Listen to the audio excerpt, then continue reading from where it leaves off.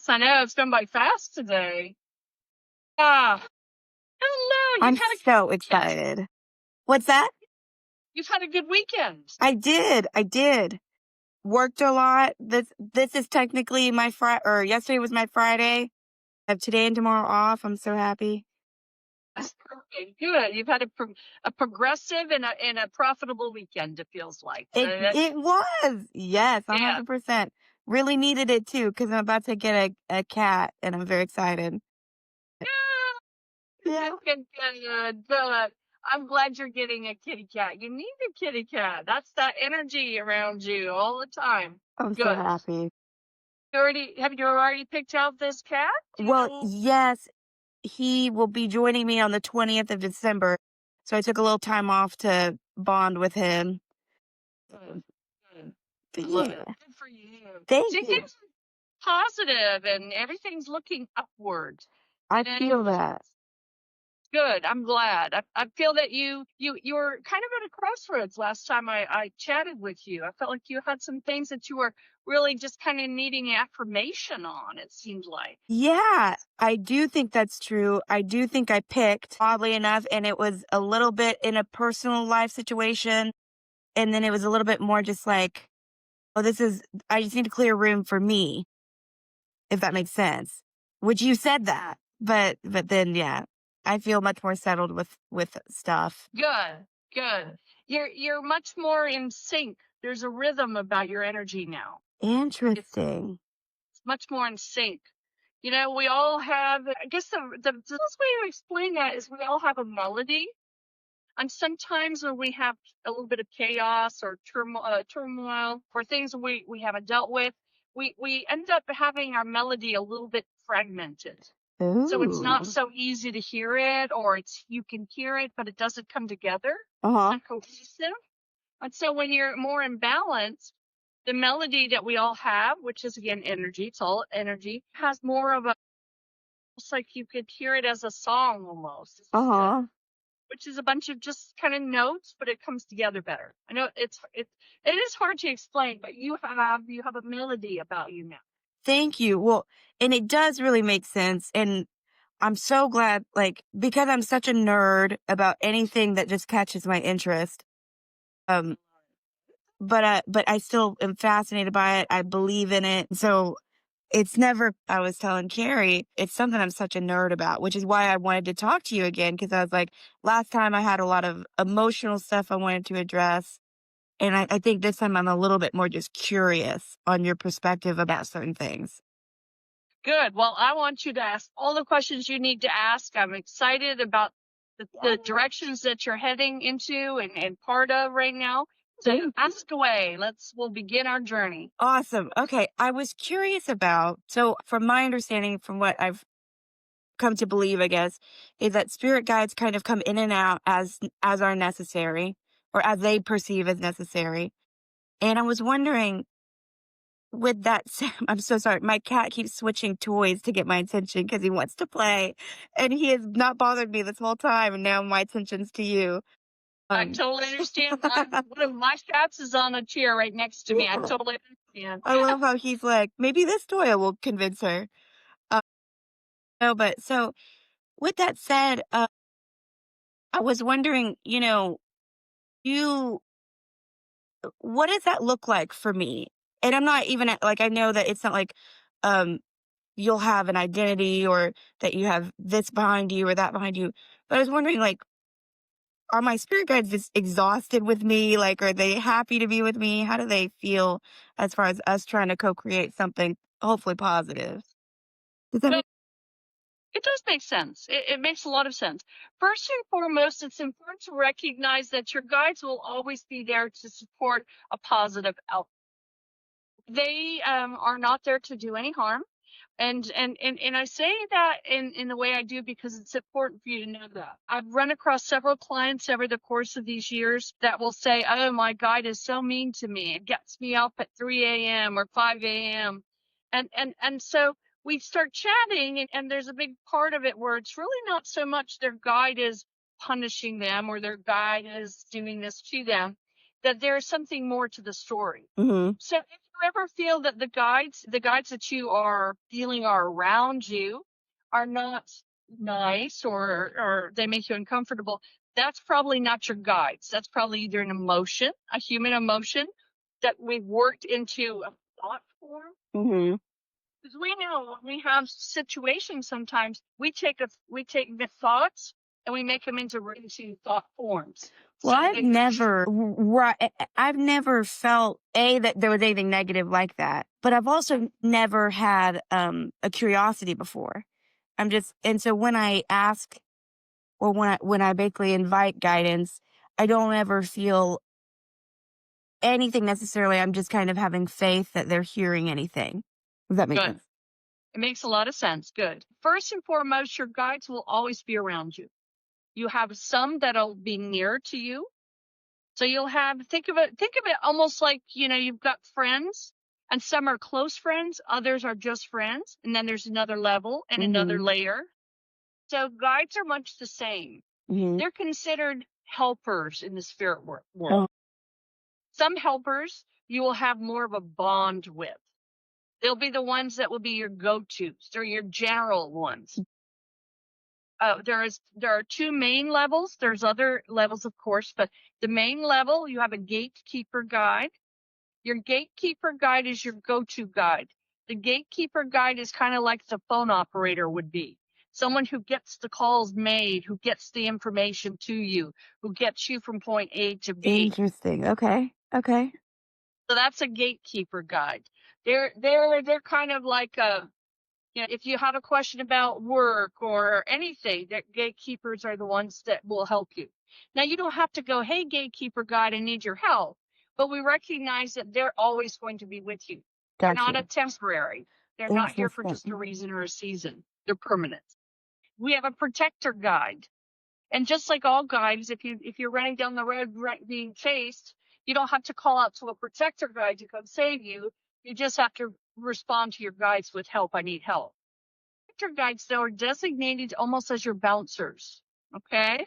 And we can equate them to like a bouncer in the here and now. The protector guide's job is to kind of give you that inner voice that says you don't need to be going down the street. It's dangerous. Like, interesting, like that gut feeling thing. Gut feelings. That's exactly right. Ooh, They're also so ones cool. that help you to remember to lock the door. So the protector guides, again, are another permanent. Cool. Interesting. They're not going to disappear. So the good thing is we know, based on the thought ideas of guides, that you have, no matter what, you have a minimum of 2. Yes. Where it gets interesting and somewhat tricky is that some people will say, no, I have 100 of them. That's great. I'm not gonna deny that. They may have 100. That's a pretty big team, but we do generally have some for a reason or a season. Mhm. Meaning that if you're in the process of, perfect example, you mentioned your shamanic journey. So as you start creating that path for yourself, you will be, without even an awareness, or with an awareness, you'll be getting other guides. Okay. They're here for a reason and a season, meaning that you're calling upon a new skill, so you're bringing in some new people to help you with it. I what a shit. This, because you just said that phrase, it reminded me of this. I'm curious about your thought on this. I did a soul retrieval. I think I shared that with you, or maybe I didn't. I'm not sure. You didn't no, because the first time we didn't talk about soul retrieval. Oh, okay. I had one, and in that instance, this was not actually part of the soul retrieval, but it was described to me during the process. And they said that there was a Native American figure facing away who was doing work on my heart. Because at the time that I was in such a really broken place. And I was curious, in that situation, is that sort of like a spirit where I'm in a place already where we're in a journey, basically? So that pathway has kind of been opened. Is that some energy that just said, I'm here to help, and then I'm doing what I can, and then I'll see you. I hope this helps. Goodbye. Or was that someone that is with me consistently? I'm just curious, I guess, more than anything. No, that's a good question. And I'm glad you asked that. And it's interesting because I actually have I have a class that I teach on soul retrieval. Oh, And it no made me way. out to ask you about soul retrieval. So I'm glad that you Wow. Okay. Interesting. Weird. Okay. You know, the thing about that, now, when you did your soul retrieval, oftentimes soul retrieval is done in the lower worlds. Did Yes. you go to the lower world? Okay. Oh, no. I actually am unaware. I did not do it myself. Okay. No worries. Sorry. Go ahead. No worries. With soul retrieval, there's okay. Let me step one step back first. In the shamanic journeys where we do work, we've got 3 levels of work. Yes. And so in the 3 levels of work, we know that we have a lower world, Right. we have a middle world, and we have an upper world. Yes. Okay? Oftentimes, soul retrieval work is done in the lower worlds. Right. Now, the lower worlds are not designed to be scary. They're not lesser nor scary. Okay, they're not like you're not going to hell. Okay, Yeah. that's not. Right. And so in the lower world, oftentimes a lot of the soul retrieval comes into play. There is a thought design around the animal world. Sometimes, well, not sometimes. The animal world generally is found within the lower worlds through the earth. And so when you do soul retrieval, you actually the good thing about soul retrieval is that you envision leaving here and now. Mhm. Oftentimes you go through either a crack or a fissure or a tunnel, or for me, I always take people through the bottom of a tree root. That's what I was going to say. In the book that I read about the soul retrievals, she always said that there was a hole in a tree. Yeah, And you go, that's easiest because it makes sense to most people. You could see a tree root spreading out, and you're going into beneath the root. So if you were in there and you were working on your soul retrieval, you will have those guides that are part of the lower world experience. Okay. It's kind of like the ticket keeper. Okay. okay. So as you travel in, this person, this energy source may come to you in a different way than, say, if you and I went into the lower world together. I may envision them as not a Native American Indian per se, but maybe I would envision them as a leopard or something other than that. So even that imagery could have been taken from the lady who was helping me. That could have just been her perspective of it. Okay, curious, interesting. It could have been. Gotcha. Because energy all kind of intertwines. And if you're with someone, oftentimes you'll catch a glimpse of what they're getting as well. Gotcha. That's why I can do what I do. Because we can connect that way. And so for you, this Native American energy also could be an actual guide. Because maybe this wasn't the gatekeeper, or not gatekeeper, the ticket keeper. Maybe this wasn't the entrance to the lower worlds person. Maybe it was your guide that was going on this journey. Maybe he was waiting for you there. So oftentimes, and I believe you do have a Native American guide, because I feel that the shamanic journey for you is a natural process of understanding. Okay? Interesting. The more you connect to your shamanic ties, the more you will be empowered with other things. When you say shamanic ties, it does that indicate that maybe in a past life that was something I was very close with? Or interesting. That's so fascinating. I feel that is you've actually had a couple lifetimes where you were most definitely within. I see a lot of tribal energy around you. I see medicine man around you. I see a lot of intertwinement between the elements. And so, as you know, when you did your soul retrieval, you probably connected to the elements. Did you do any of that?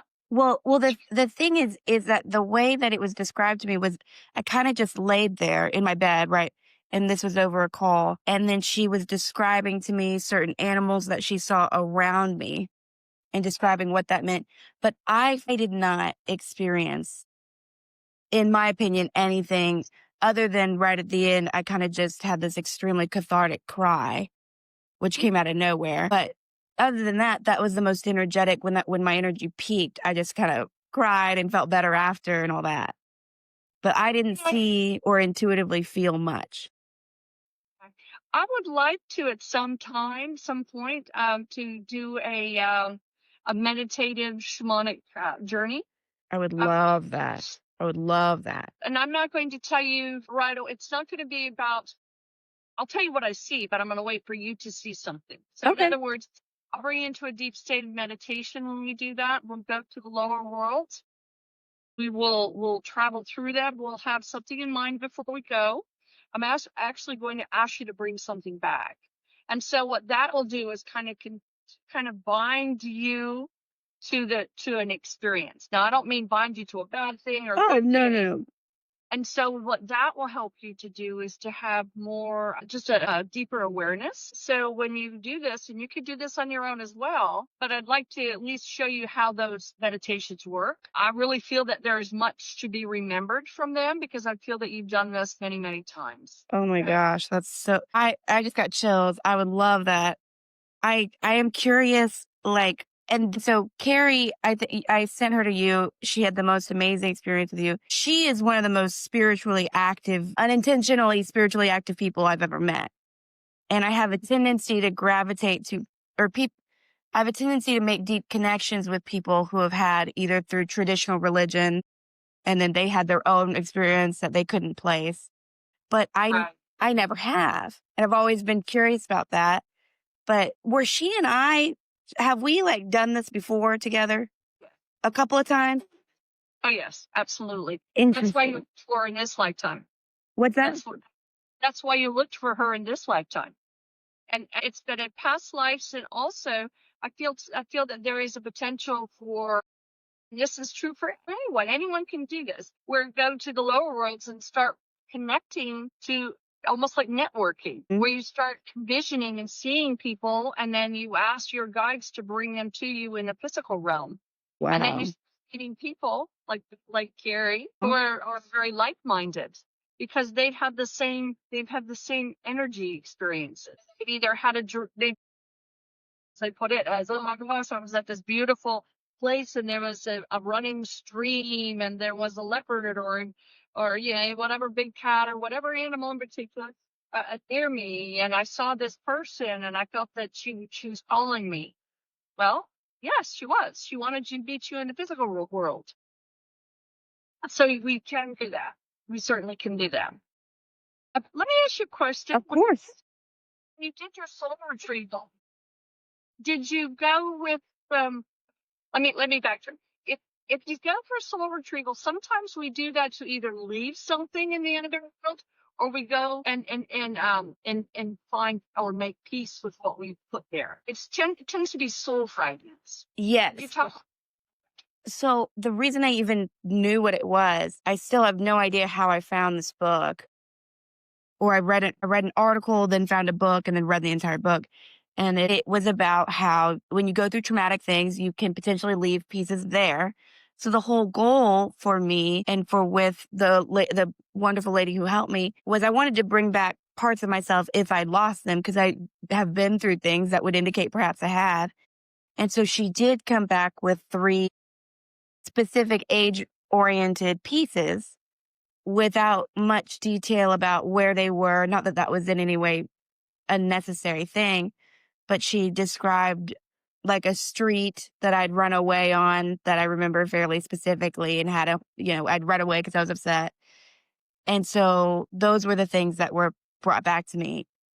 And then the way I kind of felt for a while, and still do when I think about it a lot, but I wish memory was better, but sometimes it fades, was just like, I got to take better care and not put myself in dangerous situations, because I only just got these 3 pieces back. They don't need to go again. I don't need to leave more pieces. Right. Everyone has a technique and a different style when they're doing the journeys. Some people do the work for the client. Other people let the client go retrieve the items. There's a school of thought on both. Mm-hmm. Okay. She definitely did it on her own. She did it on your behalf. Yes. And see, in some ways, we look at one side of that coin and say that was good because she comes at it from a very neutral place, right? Okay. She doesn't emotions to the table. Okay. For her, those are the things she felt that you were ready for, based what she saw in the underworld. Okay. Now, the thing about that, the other side of it, where there should be a nice balance there, okay? The other side of that is when you go into the underworld as your journey, you have to be ready for those pieces. If you're walking through the underworld and you discover those 3 memories, those 3 segments or pieces, and you're able to bring them back, then we know that you have satisfactorily found them on your own to know that you need to heal them. So it's not like potentially a transplant type situation where they're brought back and they weren't ready. Yeah. Interesting. Okay. Very interesting. Sometimes, and again, I feel quite certain that she did a great job. Okay. But also sometimes we have to be reminded from the guides, and I hear that when you do this is the most intimate and personal journey you could make, is to go look for your soul. Okay. There is no other journey as intimate as that. That one is the entire energy that you are. Okay. It's almost like, think of it this way. It's like your human jigsaw puzzle. Uh-huh. Okay. And so it's good when people can help us to find the pieces. That's a good thing, right? They can point us in the right direction, which she did. She said, we're going here. We're going to go to do a soul retrieval. Yes. But some of those pieces are easy for others to take and show and go, here, I think you're ready for this change. But there's other pieces there that can really only be taken by the soul that's lost them. Interesting. And those are probably some of the more impactful ones. Interesting. Oh, wow. Okay. I had no idea you had a background in the shamanic. That's so fascinating, though. So that's why you want to do a nice balance. Yes. You want to be guided to an area because it takes the worry away from you. When we go to a beautiful place in nature, we find this tree, we go through the process of getting your energy to settle so that you can kind of flow into it. And for me, I would hold space for you to do that. So I would see what you were up to keep you safe in my world, as a human gatekeeper, because I'm here on Earth, but I'm also a gatekeeper. So my job is to kind of help you in the right direction, right? Mm-hmm. And then, and also, your protector guide, my protector guide, keeps you safe along the path. Interesting. But it's also for you to be able to really decide which ones you're ready for. Okay? Even subconsciously? Right. Okay, cool. Because my judgment up here would not be that great, probably. I'd be like, give me them all. And like, no, that's a terrible idea. Well, think of it this way. And this is a very different way than most people explain this. When you have fragments, when you bring your pieces to the underworld, okay, the lower world, okay. Is that usually through trauma? It's usually through trauma. Okay. It's through, if you have, okay, say for instance, we're going to just do a generalization. Say you have 10 unique pieces that put you together. 10 unique pieces. And of course there's millions of them. Right. But we go and we have, say we keep 7 of them. That's as an example. We keep 7, but maybe we've lost 3 of them. Maybe we don't trust anymore. Maybe we have a memory of fear, and the fear is something that now we translate the fear of heights, fear of dogs, fear of dark, fear of all these phobias. So now these are big pieces of the puzzles, right? You've got 10 pieces, 3 of them now. We've got fear, we've got don't trust, and anxiety, say third piece. So we've got 3 major players. You may have kept 7 wonderful pieces. You're like, did you just pick my 3? Because I feel like I struggle with all of those. But no, thank you. And so we put all 3 pieces probably in the lower. Right. Right. So sometimes we put them away. It's like a storage unit. Right. And so a storage unit, we don't typically go in and clean everything out at once, do we? No. Exactly. We take what we need, right? Yes. And sometimes we put it back, too. Sometimes we put it back in the storage unit, right? Maybe we felt we were brave, but maybe we haven't dealt quite with it because something similar happened. Yeah. So then we put it back in the storage unit. Yeah. Okay? Well, and it's So, definitely a survival technique on some level to just be able to still function, like you said. But yeah, absolutely, that makes sense. so when we look at soul loss, some people, when I first started working with it, I thought it sounded horrible. Why is my soul gone? Why is it lost? My Exactly. soul's not lost. Who would have done that to me? But when you recognize that they're pieces, it's pieces of energy. They're fragments that you and your team decide really together that at this moment, I have to put it in the flower world because I have to function. I have to find peace, and I can't do that when I have this fear. So the fear goes into the storage unit. So if you look at it, it's now someone is in front of your storage unit. Okay. Someone is now standing in front of your storage unit. You drove them there, or they drove you, either way, right? You're at your storage unit. They go in your storage unit and they start pulling out things they want you to take back with you. Well, are you ready for them? For them? Do you have time to reintegrate them into your body? Mm, sure. That makes total sense.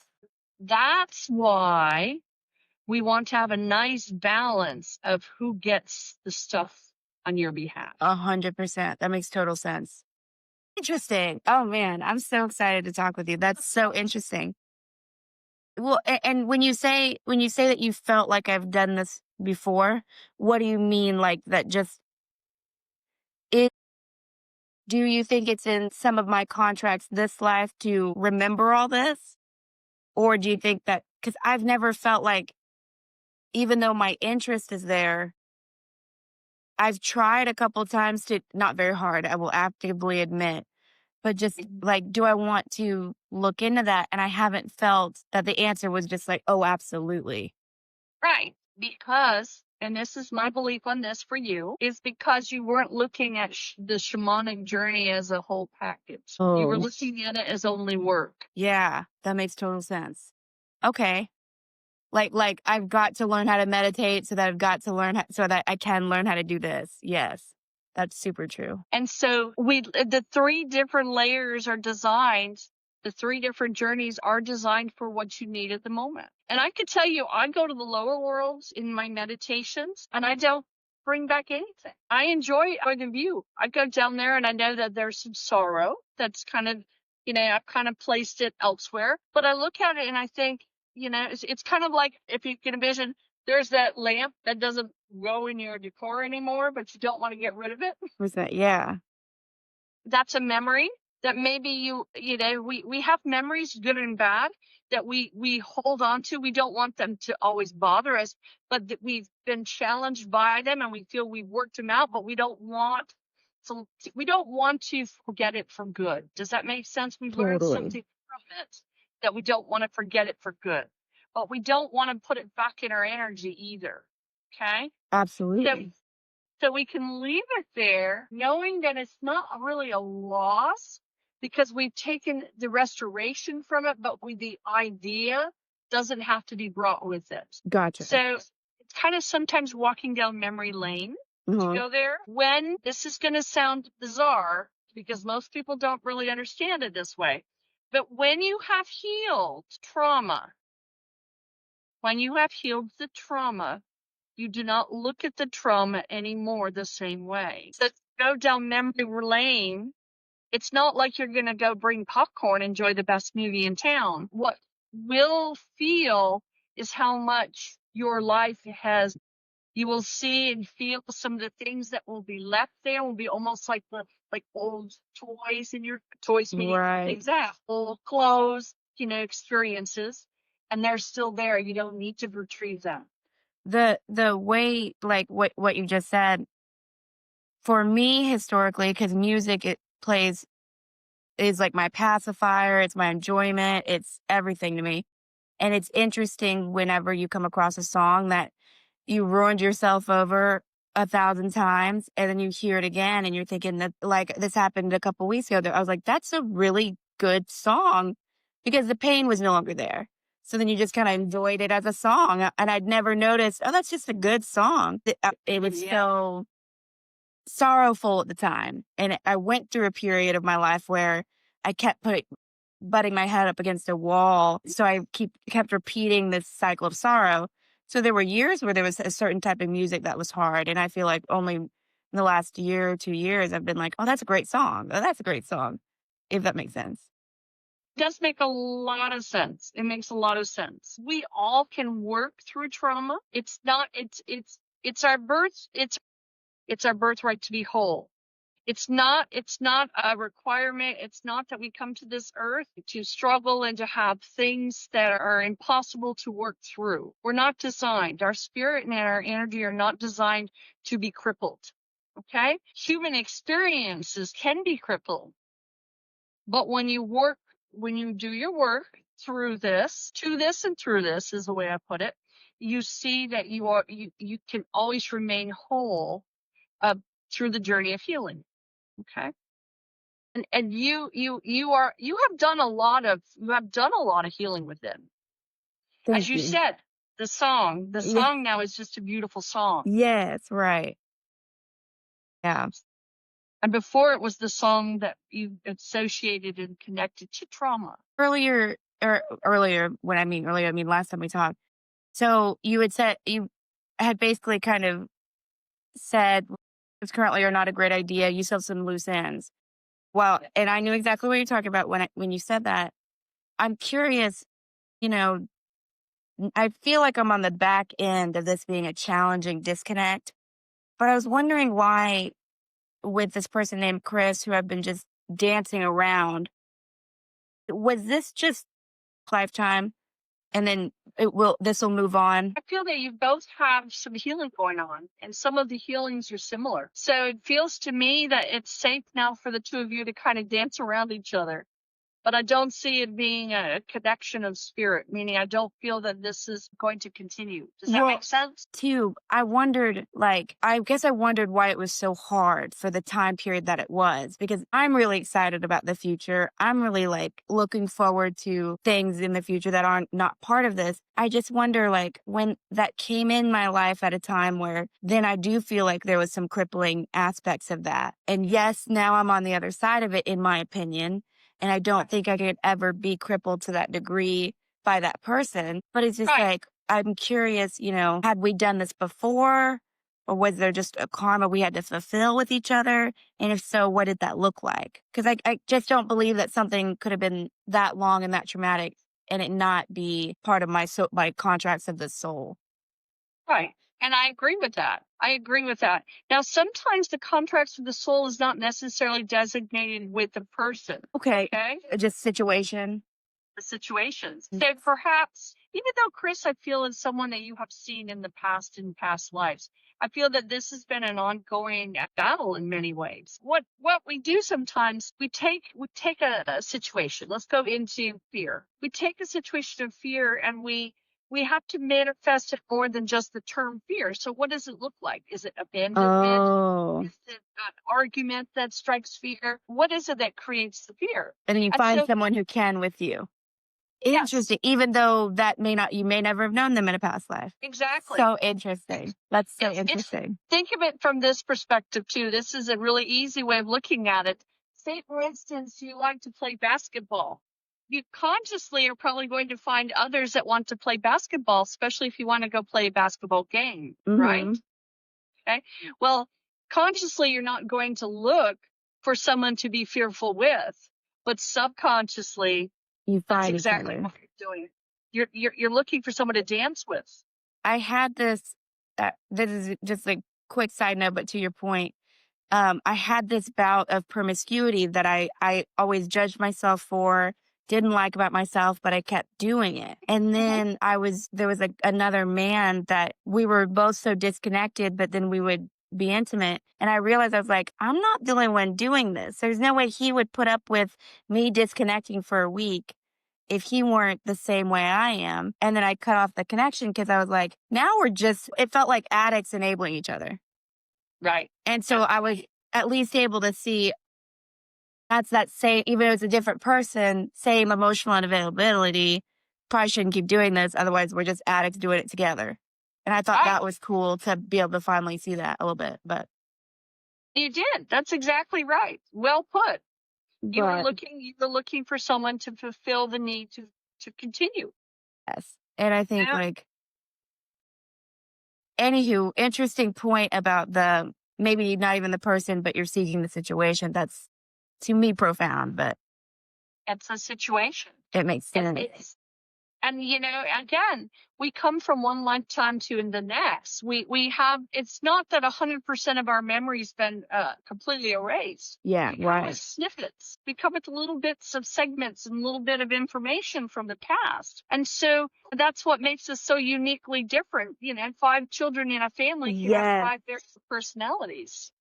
And with that brings it up, don't let me forget because I know this sounds strange, but I do want to bring up extraterrestrials because I'm so curious about some stuff with that. Um, what if you were to feel my energy and say like, what are the most prominent things, good or bad, I guess really, that I brought with me this time? Because there's Um, certain things that I'm just like, oh, I'm a nerd, always have been. I love conspiracies. I love the spiritual stuff. Like that's the stuff I nerd out about, but I don't know why nobody in my family did ever. Well, you would have been a scholar in a past life. It would have been very important for you to be on the cutting edge of change. So it's not when I say scholar, it's not like you just learned you went to learn all of the mathematics. You probably learned as an early scholar working with Plato, working with Socrates, learning through that type of knowledge where it kind of built upon itself. I don't see your language of education as only being mathematics.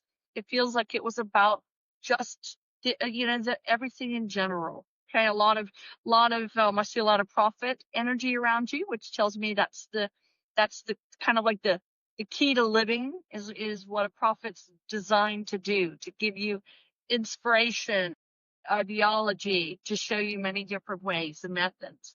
So for you, you would have brought back again a scholarly energy. You would have been a scholar in a past life. You also brought some tenacity. I feel in many ways you brought either from the battlefield or from just the fields in general. I see very hardworking energy that translated as someone who stays busy in the here and now. Again, those are the good things, right?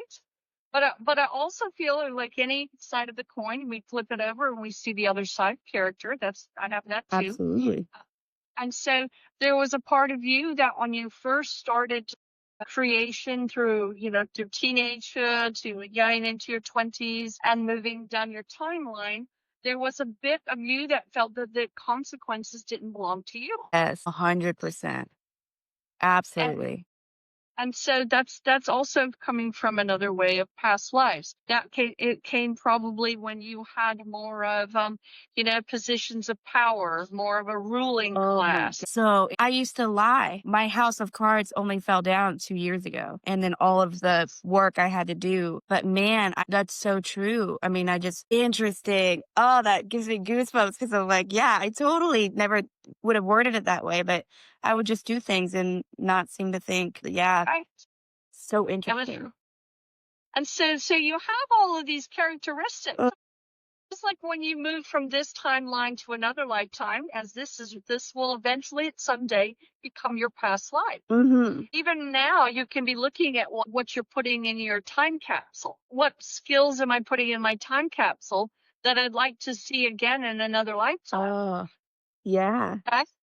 Maybe I have a curiosity learning about symbols. Well, if you don't nurture that in the here and now, you can rest assured it'll probably come back around in another life where you will have another curiosity. Why did you say geometric symbols? That's what my guides shared with me. I feel Okay. that there'll be.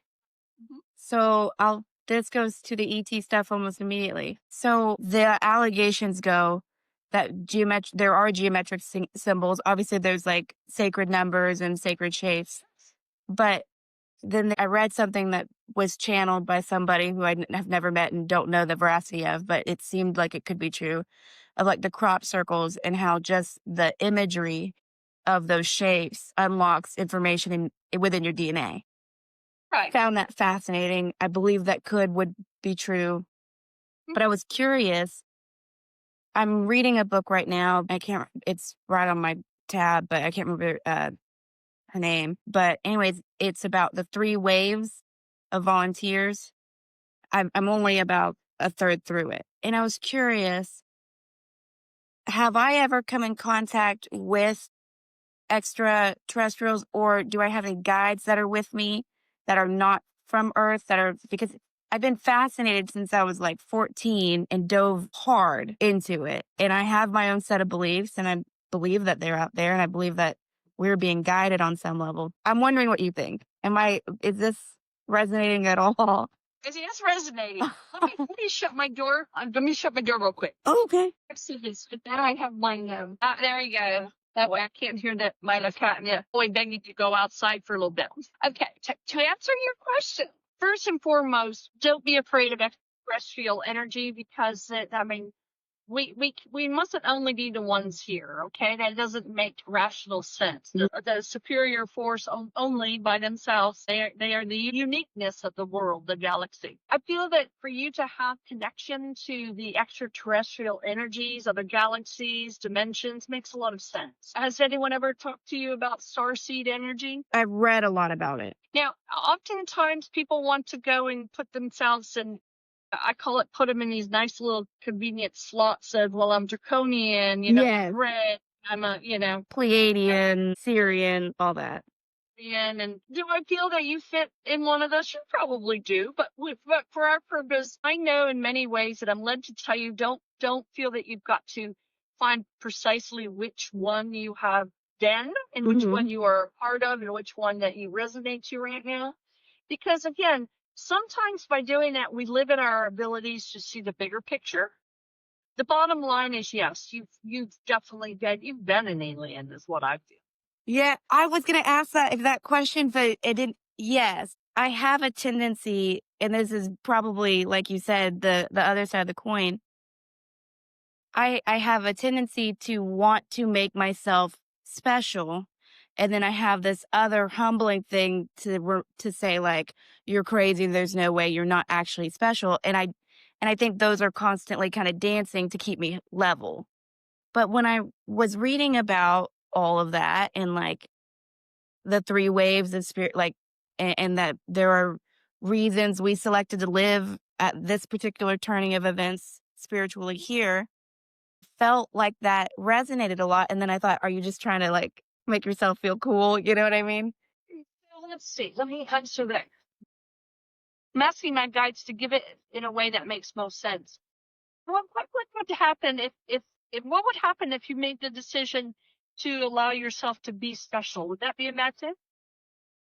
I don't think so. I think a couple of years ago, my ego would have attached to it because I didn't know an identity. I feel like now I have a much more, like if you were to tell it, like you just confirmed to me what I had already suspected, but it doesn't change anything. I find it exciting and I find it really beautiful, but my day to day, my responsibilities, it doesn't change anything. And I have that now. So I think, like if I had learned that 2 years ago, I probably would have been like, oh my God, I'm so cool. And now I feel a little bit more like, I think there's a reason I've read about it a lot. I think there's a reason I've been attracted to it so much. And you just kind of confirmed to me, oh, that makes sense why it would be. And I'm a nerd. And so I was nerdy. I wanted to ask you, like, but it doesn't change anything.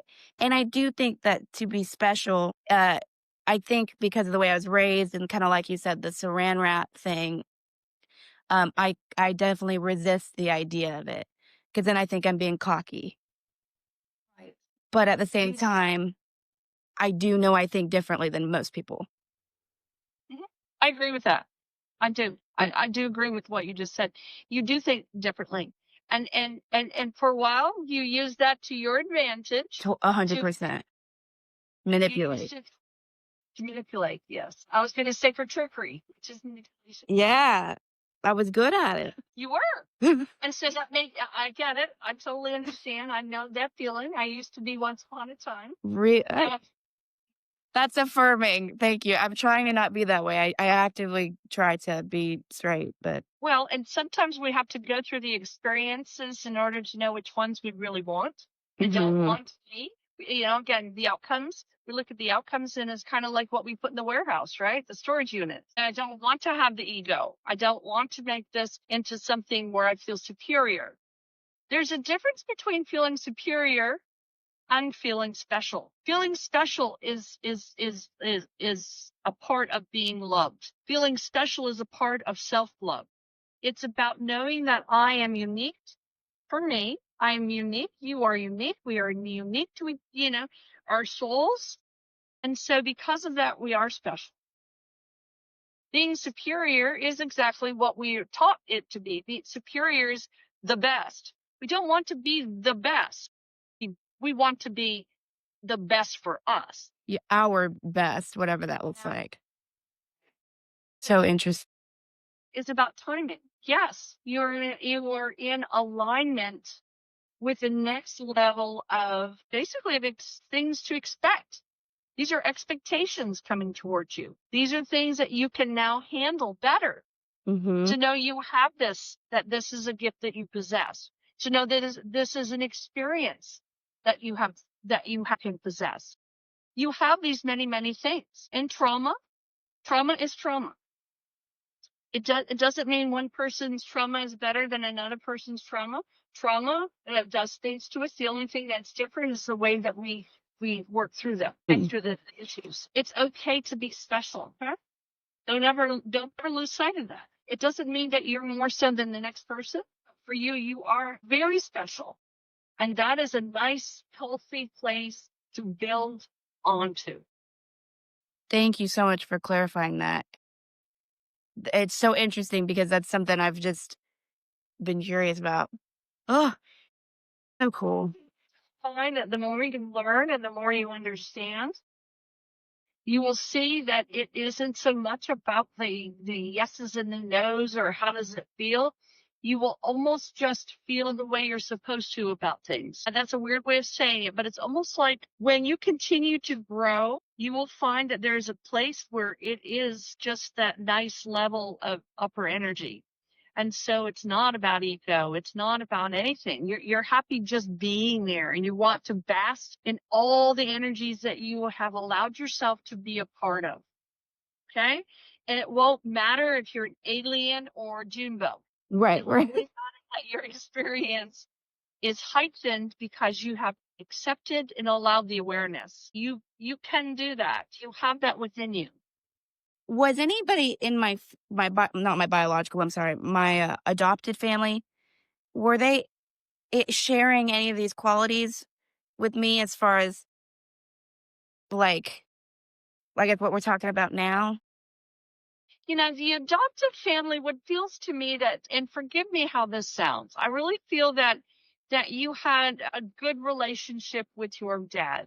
Yeah. Okay. And that relationship was kind of like the roots to your identity in this particular family. Okay. I don't see a lot of it being routed out to the rest of the family. Gotcha. I feel that they, and this sounds harsh, and my apologies. I'm not trying to be harsh. I'm just being, up towards the realism here. I keep it real too. I appreciate it.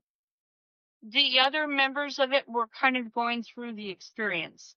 They were going through this just being there. So the qualities that we refer to, the experiences, don't feel that, I feel that you all are on very separate paths. Yeah. Okay. And so you would have come across as being a little bit different. So you would have also been kind of thought that something was a little off with you. Okay. And that would have likely created a little turmoil there. So, and again, it's a shame that when I know that there was another sibling involved, that they didn't understand that the uniqueness that you presented wasn't something to be intimidated by or scoffed at or something that they had to be afraid of. Okay. But you just kind of got a hodgepodge. Which is still, from the way I understand it, pre-chosen. And I have a lot of acknowledgement of that, of like, well, some part of me said that's what I was supposed to do, so here we are. That changes my perspective of it long term. Do you know what I mean? Absolutely. And I feel that it's important for you to recognize that you have served that purpose with them.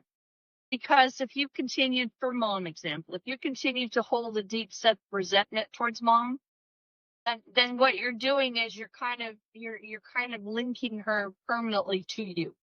You're telling her that I've been so miserable with you, I want to live it over and over and over and over again.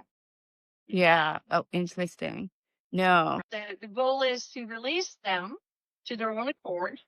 Cutting cords, I have a different school of thought on cutting cords, because oftentimes when we say cutting a cord, do we realize when we cut a cord, and you'll hear that in the metaphysical world a lot, just cut the cords, cut all the cords.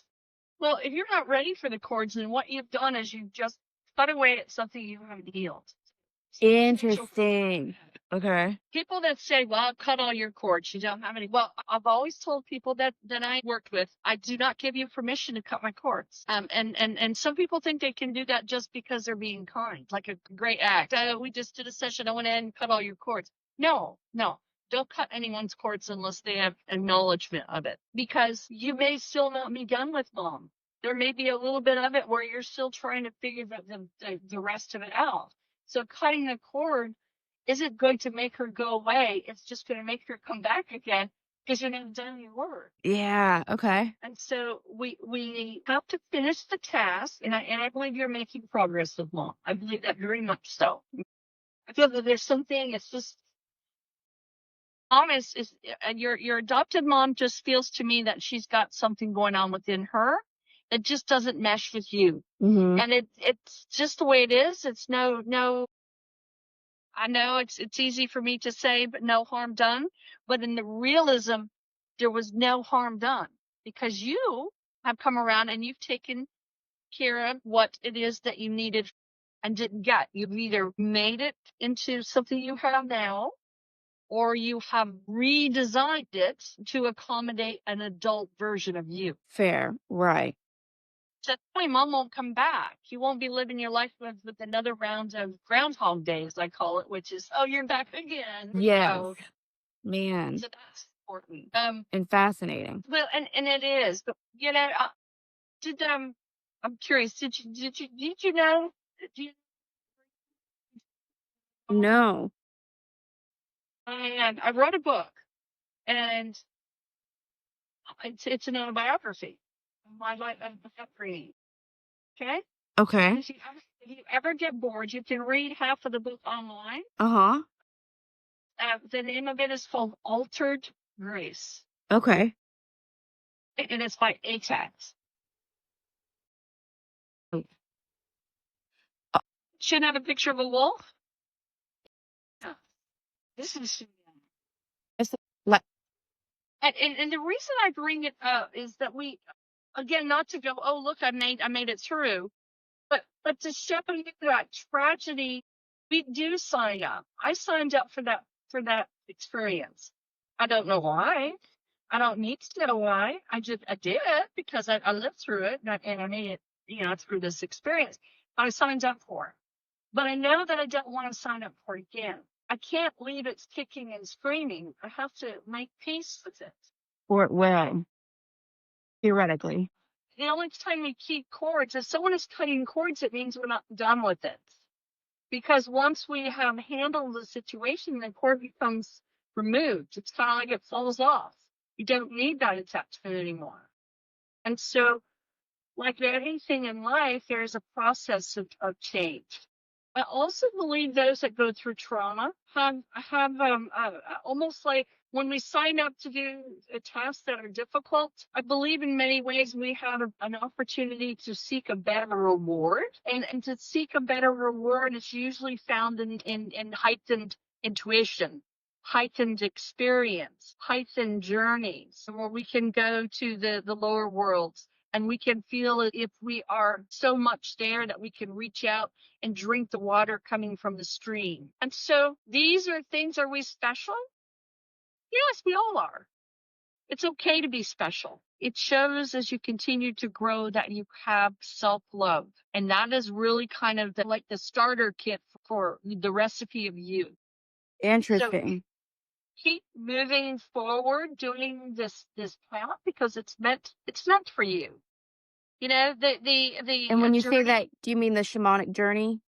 shamanic journey, and that's half of your that let me rephrase it, that's a part of your journey. I don't want to say half. Then you have a part of your journey that is about the expression of the galaxies, understanding more of some of the sacred geometry. When you said Homing that, I almost died. and homing in on the light language. You have your own light language, you just haven't spoken it. And what is You a have light language? Light language is a language that will come from you, that will be unique to you. And that could be, oftentimes I do a lot of trance work.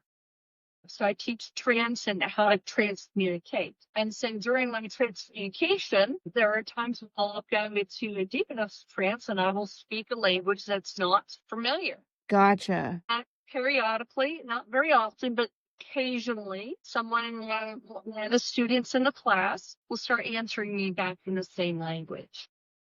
And that just means y'all landed on the same frequency? Oh, man.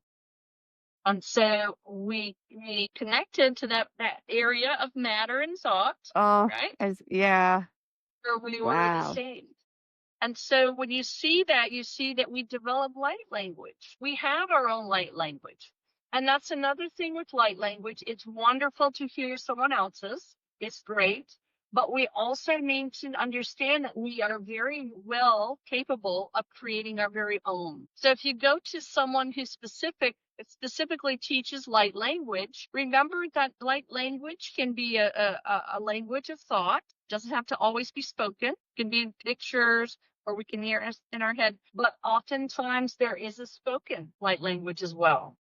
And that's something that when I say it is your own, it means that it's not, if someone has to teach it to you, that means it's not your natural light Right. language. I could see how that could be a trapping of the world, per se. Right, exactly.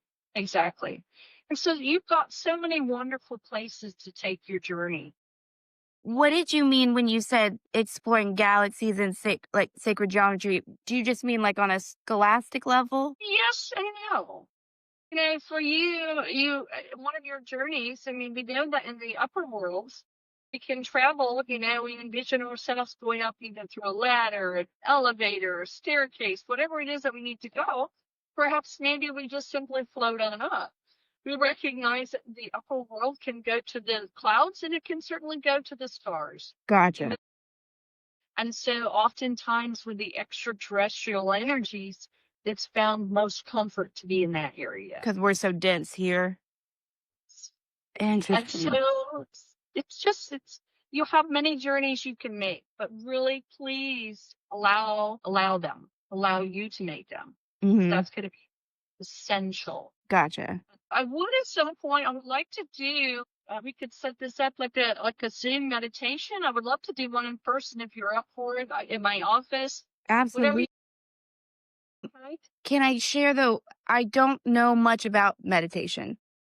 That's okay. That's okay. Okay, because I've, yeah. You don't have to.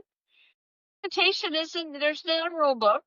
We'll get you to a state of meditation by simply taking you through a state of almost, and it's kind of like it starts off as a self-hypnosis, guided self-hypnosis, and it goes into meditation. Meditation is nothing necessarily fancy. Goal is to put you in a very deep state of relaxation. That's the goal. And then from there, that's where you take over. Okay. I would absolutely love that. Oh my gosh. I don't have my stuff from me now, but time are we looking at? Yeah, I'm gonna have to go pretty soon. Absolutely. But let's make a plan of action in the next week or two to find a way to do that. Absolutely. I'll send you a message here shortly. Thank you so much. I'm glad that you reached out. Yeah, me too. It was the best. Thank you. I was like, she'll understand this, I think, but let's just ask away. Thank you. So much fun. Anytime. You are definitely on a powerful journey. Don't let anyone sway you from what you've set out to do. Thank you. Ego. If ever there was something to be said about you now, is that your ego's been put in the shell for a while. You've got something greater going on. Thank you so much. I'm so excited. Thank you. I'll send you a message. And it's the same Venmo, right? That works. Thank you. Have a wonderful day. Thank you. Will do. Talk to you soon. Bye-bye.